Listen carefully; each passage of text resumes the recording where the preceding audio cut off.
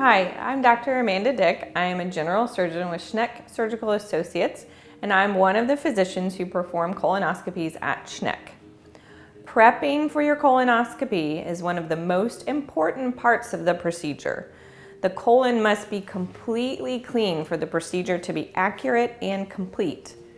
Some people say that the prep is worse than the actual procedure, and for some, that is certainly the case.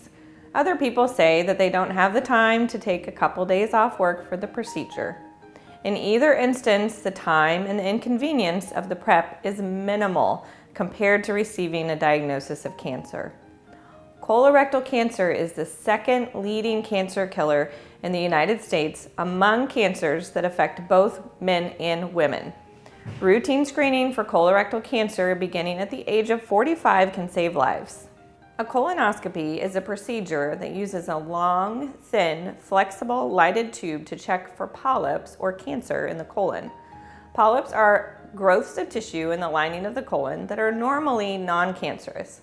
Polyps may also be precancerous or cancerous, and the doctor cannot always tell by its appearance, so polyps are removed and sent for analysis. By identifying and removing polyps early, we can prevent certain types of colon cancer. To be able to identify these polyps, it is helpful for the colon to be completely clean. What does it mean to have a completely clean colon? The liquid that you are passing through your rectum should be clear. It may be tinged yellow or tinged similar to the color of the liquid that you have been drinking. Prep side effects can vary from person to person and depend greatly on your level of health.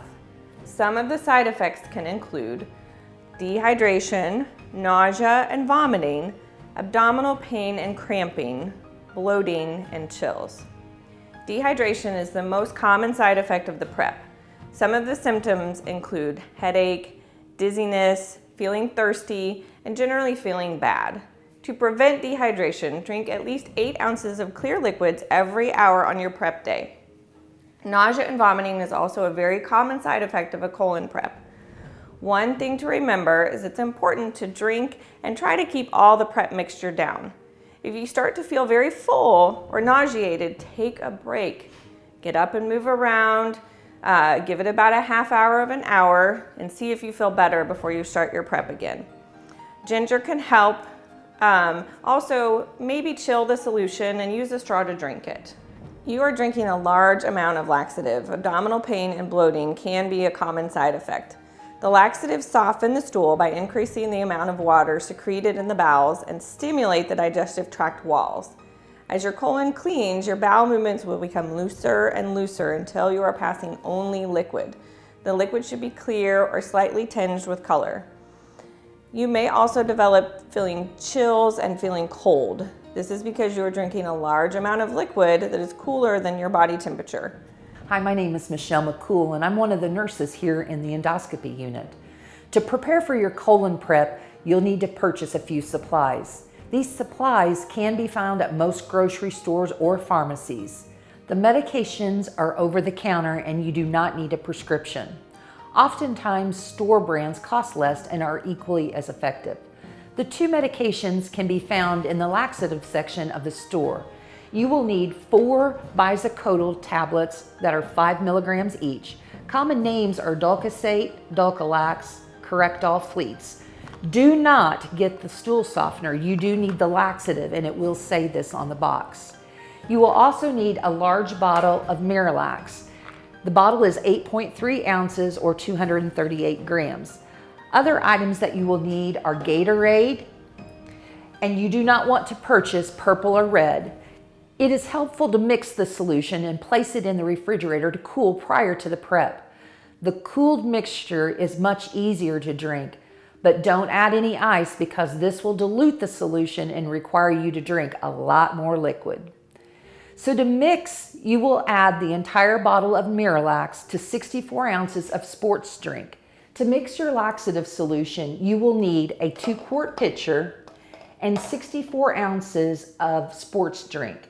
Keep in mind that some of the Gatorade bottles are just 28 ounces and you're going to need 2 32-ounce bottles. If you can only find the 28-ounce bottles of Gatorade, you will need to buy 3 bottles. You will mix 2 entire ones and then add from the 3rd bottle to make 64 ounces or 2 quarts.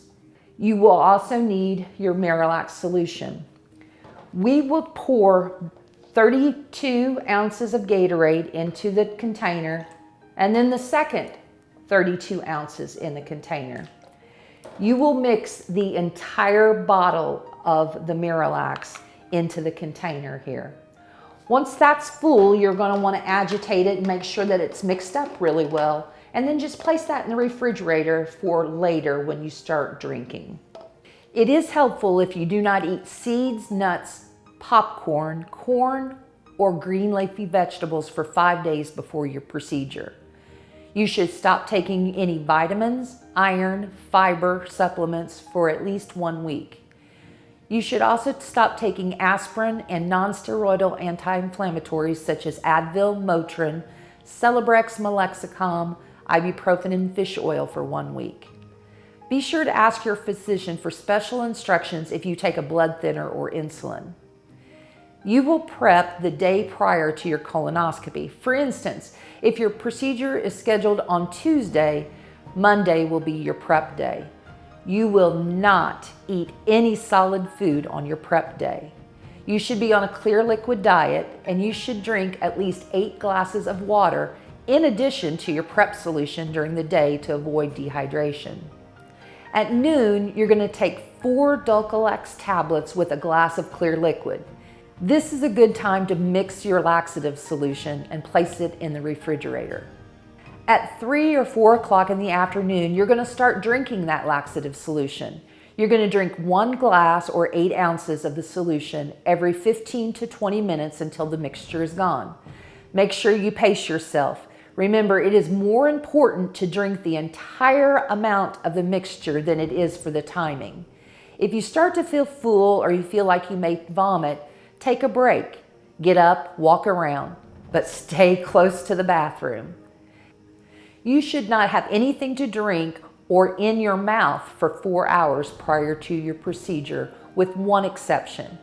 You may have a small sip of water with your morning medications if you've been told to take them. You must be on a clear liquid diet the day prior to your procedure. Absolutely no solid food or dairy products the day prior to your procedure. Some examples of clear liquids include water, coffee or tea, but you cannot add any milk or non-dairy creamer, Gatorade, Powerade, Pedialyte, Crystal Light, clear broth or bouillon. Be sure not to include any noodles or vegetables though. You can also have soft drinks, Kool-Aid, and other flavored drink mixes. You can strain fruit juice, but you cannot have any pulp. So if you can't see through it, you should not drink it. You can have Jell-O, popsicles, and hard candy, but do not have any red or purple colored liquids. You are going to be receiving monitored anesthesia care during your procedure, which means that you will likely sleep through the whole procedure. You'll not require a breathing tube, and you'll be breathing on your own. But because you are having anesthesia, you must have a driver to take you home. If you do not have a driver, we will not do your procedure. You will be advised not to drive, make important legal decisions, drink any alcohol, or operate any machinery for the rest of the day after your procedure. Please make sure that you make appropriate transportation and work accommodations for this restriction. Approximately 1 to 2 weeks prior to your procedure, you're going to receive a phone call from one of our nurses to review your medical history, your medications, and your allergies. At this call, we will educate you about the procedure and the prep, as well as instructions for arrival. This phone call is scheduled by the physician office, but be aware that the nursing staff will often make phone calls during downtime and may call you early. If we do not reach you during your scheduled downtime, we will try to make contact with you prior to the procedure. This nurse will review your medication and dosages, so please have them written down. The nurse will also inform you what medications to hold and which medications you can take the morning of your procedure. Your physician may speak to you about special ways to do your prep. If you have issues with constipation, you may need to do a prep that lasts for 2 days. And if you have other issues with your colon, then they may discuss different types of prep if you've had reactions to preps in the past. If you need to cancel your procedure for illness, or if you don't have a ride, or for any other reason, please call either the endoscopy unit or your physician's office who scheduled your procedure to let them know as soon as possible, and we will get you rescheduled at your convenience.